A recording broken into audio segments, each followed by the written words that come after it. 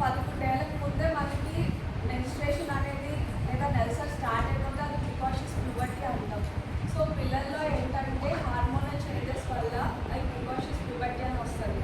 So 11 ఏళ్ళలోపు ఆడపిల్లలు ఎవరైనా సరే మెనార్కి అటెండ్ అయితే మీరు వెంటనే దగ్గరున్న గైనకాలజిస్ట్ని సంప్రదించాలి.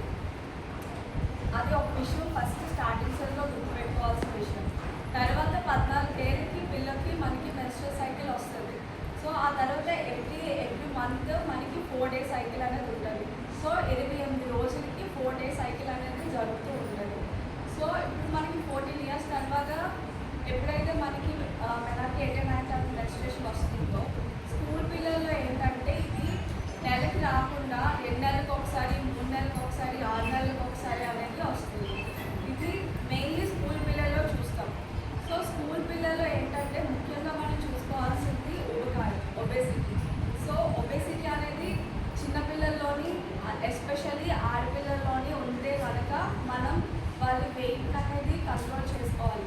ఇది మొత్తం మెటబాలిక్ సిండ్రోమ్ కింద వస్తుంది. అదే కాకుండా ఎండోక్రైనాలజీ అంటాము. మనలో ఉన్న గ్రంథులు ఉంటాయి, లాట్స్ ఆఫ్ గ్రంథులు అనేవి మనకి బాడీలో ఉంటాయి. అవి ఎలా పనిచేస్తున్నాయి అనేది చాలా ఇంపార్టెంట్. అందులో pituitary gland, thyroid gland, adrenal glands, అన్ని గ్లాండ్స్ అనేవి మనకి కరెక్ట్గా వర్క్ చేస్తేనే ఓవేరియన్ మనకి హెచ్పిఓ యాక్సిస్ అనేది ఒకటి ఉంటుంది. Hypothalamic pituitary axis, ovarian axis అనేది అది కరెక్ట్గా మెయింటైన్ అయితేనే మనకి నెలకి మనకి ఏంటంటే మెన్స్ట్రేషన్ నెలసరి అనేది వస్తుంది అనమాట.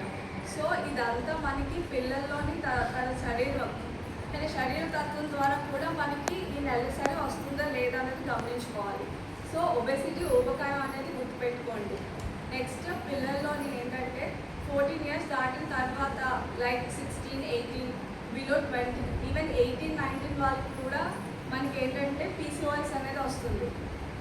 సో పీసీఓఎస్ అంటే ఏంటంటే మనకి ఓవరీస్ అనే అండ ఉంటుంది కదా, మనకి 2 అండాలు ఉంటాయి ఓవరీస్. ఈ ఓవరీస్లో ఏంటంటే నీటి బుడగల్లాగా మనకి ఈ సిస్టులు అనేవి ఫామ్ అయిపోతాయి. సో ఈ సిస్టే మనకి చాలా ఇంపార్టెంట్. ఇది ఊసైట్ అంటాం మనం. ఇదే మనకి చాలా ఇంపార్టెంట్. ఎందుకంటే దీని నుంచి మనకి బిడ్డ అనేది పుడుతుంది. సో ఎప్పుడైతే మనకి ఈ పిల్లలు ఏదైతే పెళ్లికాని పిల్లలు ఎలా అయితే పెళ్లికాని పిల్లలు ఉంటారు కదమ్మా మనకి చిన్నపిల్లలు. సో ఈ నెలసైనప్పుడు ఇది రిలీజ్ అయిపోతుంది. ఇది రిలీజ్ అయిపోతే మనకి ఏంటంటే బ్లీడింగ్ అనేది జరుగుతుంది. యూట్రస్లోని బ్లీడింగ్ అనేది జరుగుతుంది. సో అది మీరు గుర్తుపెట్టుకోవాలి. అది ఎప్పుడైతే ఆ అండం అనేది రిలీజ్ అవ్వలేదో అక్కడ ఎక్కువ అండం అనేవి చిన్నవి పాలికల్స్ లాగా ఫామ్ అయిపోతాయి. దాన్నే పాలిసిస్టిక్ ఓవేరియన్ డిసీజ్ అంటాం.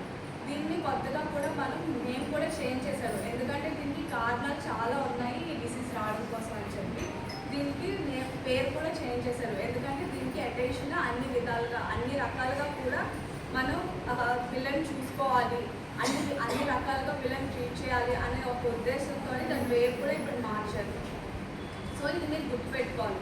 ఇది పిల్లల్లోని గమనించుకోవాలి. ఇది మనం ఎలా తగ్గించుకోవాలి పీసీఓఎస్ అంటే ముందుగా మనం డాక్టర్ని కన్సల్ట్ చేసి వాళ్ళకి ఫస్ట్ మెడికేషన్ తీసుకోవాలి. మనం క్రైటీరియా ఉంటుంది, అకార్డింగ్ టు ద క్రైటీరియా మనం ఫాలో అవుతాం, రోటోటైమ్ క్రైటీరియా అవన్నీ.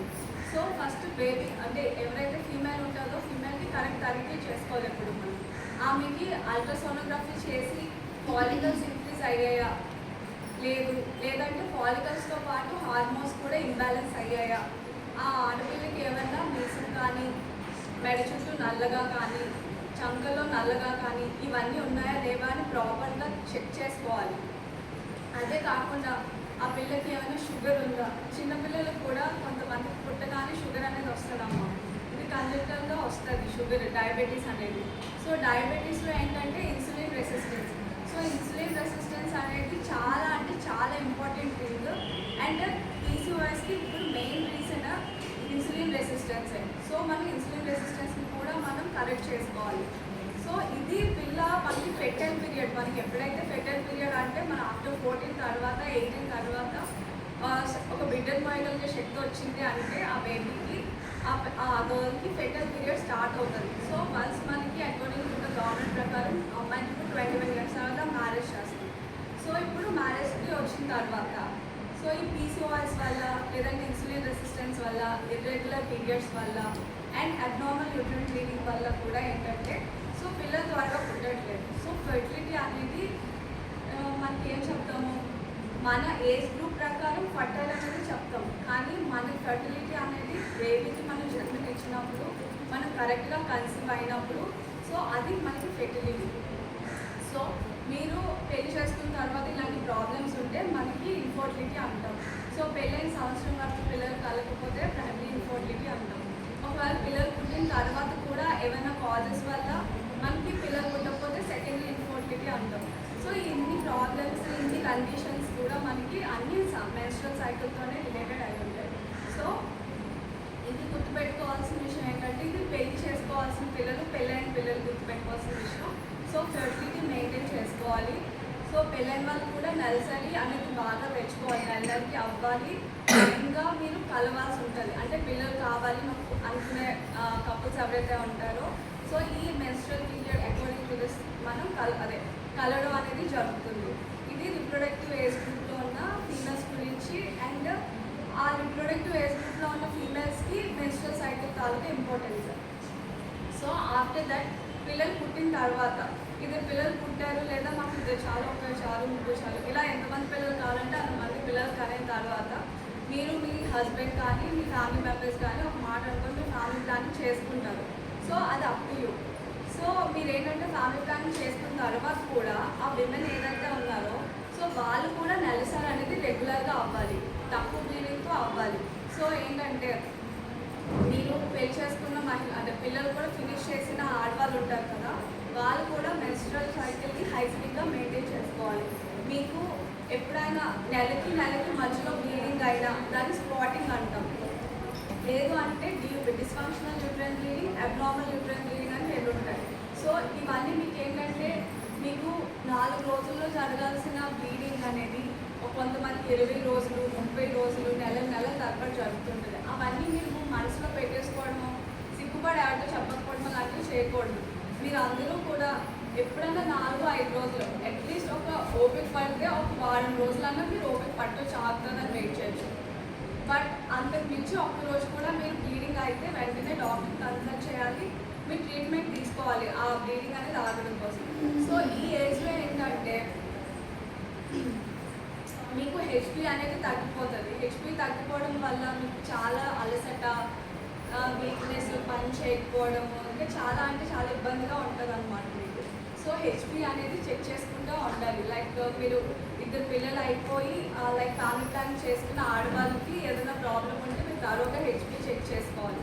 తరోగా హెచ్పి చెక్ చేసుకొని ఐరన్ రిచ్ ఫుడ్స్ తీసుకుంటూ ఉండాలి. సో ఐరన్ రిచ్ ఫుడ్స్ అంటే మనకి ఫస్ట్ ఎప్పుడు మీరు గుర్తుపెట్టుకోండి, ఐరన్ రిచ్ ఫుడ్స్ అందరూ తీసుకోవచ్చు. ఆడవాళ్ళు చిన్నపిల్లల దగ్గర నుంచి 14 years 10 years నుంచి 50-60 అండ్ వాళ్ళందరూ కూడా ఐరన్ రిచ్ ఫుడ్ తీసుకోవచ్చు. సో ఈ ఐరన్ రిచ్ ఫుడ్ ఎప్పుడు మనకి ఫస్ట్ ఆకుకూరల నుంచి వస్తుంది. ఆకుకూరలు, కాజ్యం, లైక్ డ్రై ఫ్రూట్స్ అంటే మనకి బాదం పిక్కలు, నెక్స్ట్ మోస్ట్లీ ఎక్కువ పోమోగ్రానైట్స్, దానిమ్మ పిక్కలు, ఇవన్నీ కాకుండా మనకి ఏంటంటే రాగి లడ్డు అంటాం. మనం రాగి పిండిని కొంచెం వేపేసి అందులో కొంచెం బెల్లం వేసి నీళ్ళు అవి వేయకుండా కొంచెం నెయ్యి వేసి ఉండలు చుట్టుకొని ఉదయం ఒకటి సాయంత్రం ఒకటి రెగ్యులర్గా తీసుకున్నా మనకి రక్తం బాగా పడుతుంది. లేదు మీరు వెంటనే ఎక్కువ కనుక మీకు హెచ్పి తగ్గిపోతే హాస్పిటల్కి వస్తే మనకి ఐరన్ ట్యాబ్లెట్స్ ఉంటాయి, ఐరన్ ఐవి కూడా ఉంటుంది మనకి. సో మీకు 2 విధాల ట్రీట్మెంట్ తప్పుతుంది. సో మీరు ఏది మీ మనసులో పెట్టుకొని ఉండిపోవడం, నెగ్లెక్ట్ చేయడం లాంటివి చేయకూడదు. సో ఇది మీరు గుర్తుపెట్టుకోవాల్సింది. నెక్స్ట్ ఆ తర్వాత వస్తే కనుక మనకి 50 ఏళ్ళు ఉంటాయి కదా, ఈ 50 ఏళ్ళు 45 నుంచి 55 ఏళ్ళు 10 ఏళ్ళ వాళ్ళు చాలా అంటే చాలా శ్రద్ధగా మీ మెన్స్ట్రువల్ సైకిల్ని మెయింటైన్ చేసుకోవాలి. ఇక్కడ నుంచి క్లైమాటిక్ చేంజెస్ అంటాం. ఇందులో నెలసరి వస్తుంది, ఒకసారి రాదు, తక్కువ అవుతుంది, ఎక్కువ అవుతుంది కొన్ని రోజులు. అంటే ఇప్పటి వరకు నెలసరి కరెక్ట్గా వచ్చింది, 10 ఏళ్ళు సరిగా రాదు. దీన్నే పెరిమెన్స్ట్రువల్ పీరియడ్ అంటాం. సో ఈ పెరిమెన్స్ట్రువల్ పీరియడ్లో మనం చాలా జాగ్రత్తగా ఉండాలి. బ్లీడింగ్ ఎక్కువైనా ఏదైనా సరే డాక్టర్ తీసుకెళ్ళి మనకి యూట్రస్ అనేది చెక్ చేసుకోవాలి. యూట్రస్ చెక్ చేసుకొని ఎండోమెట్రియల్ థిక్నెస్